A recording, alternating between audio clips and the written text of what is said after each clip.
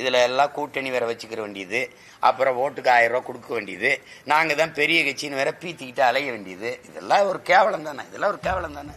நீங்க ஆட்சியின் சாதனையை சொல்லி வாக்கு வேண்டியது, அப்புறம் அதுக்கு காசு, அப்புறம் அதுக்கு இலவசம், அப்புறம் அதுக்கு இந்த டிஃபன் பாக்ஸ், உணவு எடுத்துட்டு போற டப்பா, அப்புறம் மாவரைக்கிற இந்திரம், இதெல்லாம் கொடுத்துட்டு சத்தியம் அண்டா.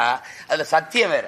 எங்களுக்கே ஓட்டு போடுவோம் சத்தியம். எல்லா பாவத்துக்கும் ஒரு பரிகாரம் இருக்கு. வேணா சோசியக்காரன் கேளு. எல்லா பாவத்துக்கும் தவறு இல்ல அப்படின்னு நான் சொல்றது. நான் வரல, அது எனக்கு பிடிக்கல. ஒரு கேள்வி நீங்க கேட்டீங்க, நான் கேட்கிறேன் உங்ககிட்ட.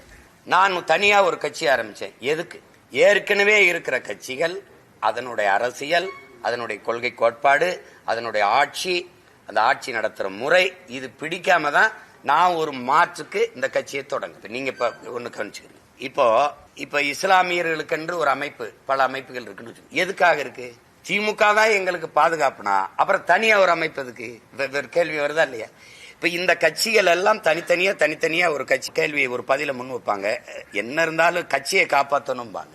இப்ப நம்ம ஒரு கேள்வியை முன் வைக்கிறோம். கட்சியை காப்பாற்றுவதே லட்சியமாகி போனால் எந்த லட்சியத்தை காப்பாற்ற கட்சியை ஆரம்பிச்சீர்கள்னா உங்கள்ட்ட கேள்வி இருக்கா?